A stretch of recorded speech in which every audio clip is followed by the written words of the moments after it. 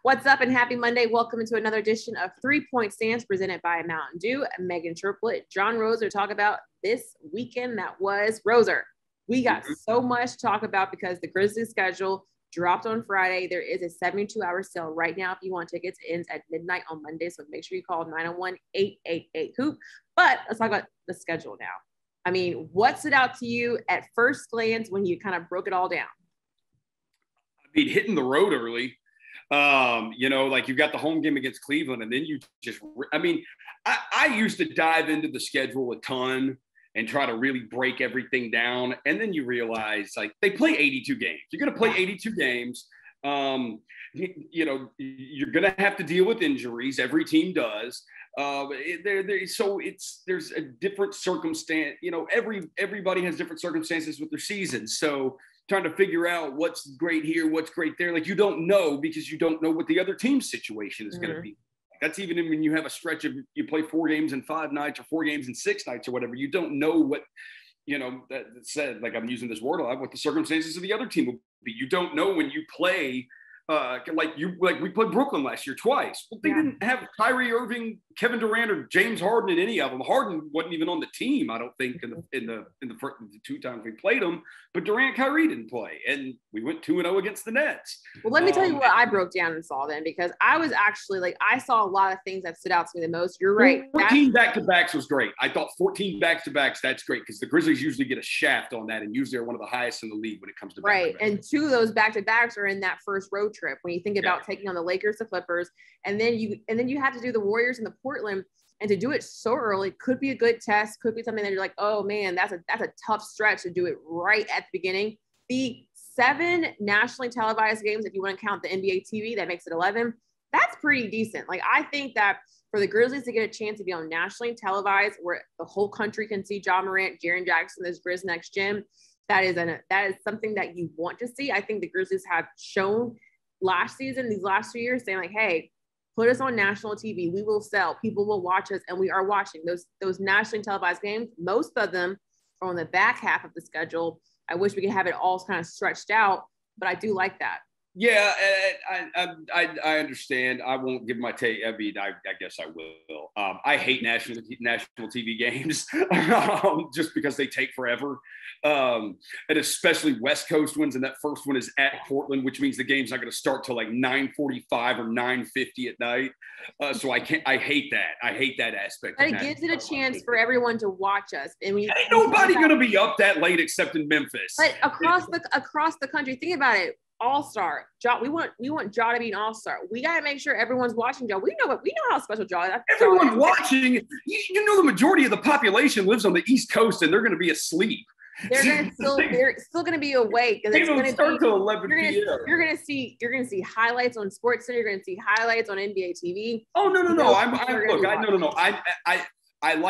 I do like national televised games from the point of getting to hear national announcers talk about your team. I think that's great. And fans, it's a sense of pride. Like, hey, we're on national TV. So I do understand it. I'm just saying, as someone from who thinks the NBA has a real problem with the length of their games. You play a 48-minute game. They should not take 2.5 hours to 2 hours and 45 minutes to play. Yeah. National televised games, they lengthen them even longer. I will say, if you're going to play the Lakers, play them early. You get them early. Yeah. At least get them early, because once they develop chemistry, and it may not matter because those 3 guys are just so talented. And then the other one is, too, you do have the Warriors on that road trip early, and Klay Thompson obviously not going to be playing by then either. Yeah, I think the Lakers, we played them 3 times in that first half of the season. We'll play them twice in the month of December, and that Christmas stretch, that's going to be a tough Christmas stretch. Yeah. One, because it's Christmas, and we know what that represents for being away from your family. And we thought that, okay, not having a Christmas game, they're going to be on the road from the 23rd all the way till the 27th. So at that point, they'll have 2 days off. We'll get to experience Christmas probably in San Francisco because we play the Golden State Warriors on the 23rd. For families and for players and for coaching staff, that adds a different type of pressure on. And just, it makes it kind of like, darn, they won't be around. Well, I think they'll be, because don't they play Sacramento the day after Christmas? They play Sacramento on the 26th, right? So that Sacramento game is, let's see here. They play Oklahoma City on the 20th, and then they play Sacramento on the 26th. So they'll stay in San Francisco. I was told they'll stay in San Francisco from the 23rd through the 25th, 26th. because you're not going to. Wait, you said the game's on the 26th, right? The game's on the 26th in Sacramento. You'll travel on Christmas Day then. You're not going to travel the day of the game. You're in Golden State on the 23rd. So you'll probably spend Christmas in San Francisco. Well, you'll fly on Christmas too. You'll fly to Sacramento on. You're not going to fly on the 26th when the game's on the 26th. You're not yeah, but I'm saying like you'll have 2 days eventually to like you can probably bring your family to San Francisco to like. Oh yeah. You won't be home. You won't be home. You'll already be on the road, but you'll at least get to hopefully bring family. Oh, they'll do something. Like, yeah, something like that. They will do something. Yeah, there's no doubt about it. But they play 82 games like everyone else does. And let's just see how it all shakes out. The schedule's out. We just now know how to shape our lives. When do you want tickets? What games are you looking for? Like I said, the early bird flash sale is going on right now. If you look at the schedule and make some circles with that MLK game, we play Chicago. There's a lot of great moments and great spotlights. For the first time, Jonas Valanciunas comes to Memphis. The first time Rudy Gay and Mike Conley come to Memphis when they're playing with the Utah Jazz. That's another game I circled. Let's move over on to what our team is doing right now. It seems like everybody are all working out in LA.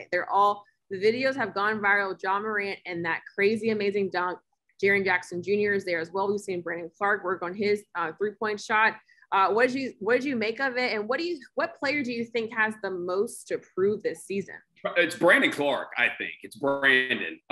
You saw in the playoffs, they eventually just came in. He wasn't playable because his rookie year, his jump shot looked so much better. Like he had worked on it. He didn't have that hitch in it. And then he came back last year and he had that hitch back in his 3-point shot and it was horrible.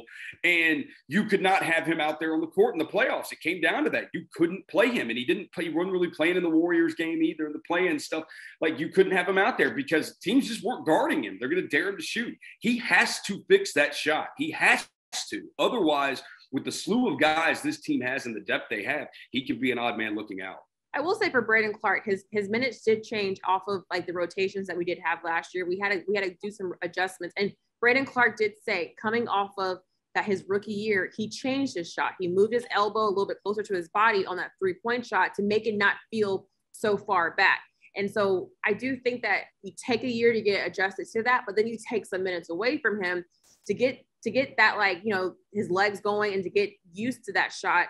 I do think he never had the opportunity to kind of show us really what he had, especially with the different rotations adjustments that we did experience last season.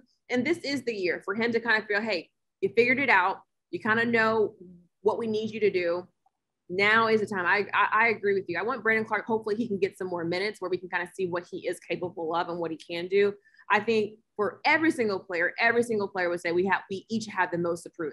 It's a team effort. I think for Ja wants to be an all-star. So, that's in his mental game. For Jaren Jackson Jr., he is fully healthy and he's back.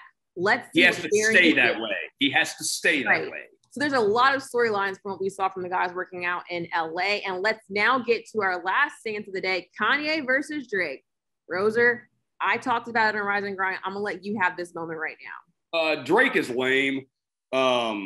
He just is. Kanye West makes music that will live on forever.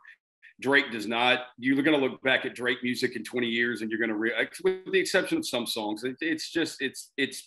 it's him sobbing, crying, or him trying to be hard, which he's not, or it's him making just a pop song. And that's like really all it is. I don't consider a lot of what Drake does like real artistry, and Kanye West does. Kanye West has albums that are legit classics. Every one of them sound different too.